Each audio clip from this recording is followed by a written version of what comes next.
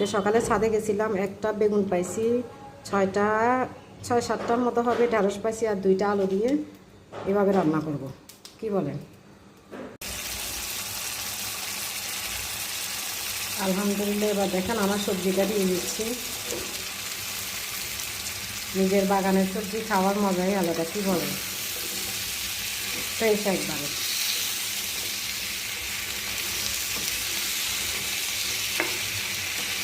আজকে একটা নতুন চুলা কিনে আনলাম, পুরান চুলাটা দিয়ে দিব।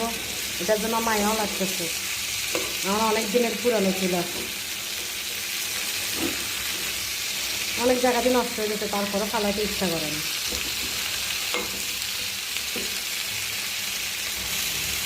মশলাটা সবজিটা এরকম গুনা গুনা হয়ে গেলে এরপর একটু পানি দিয়ে দিই।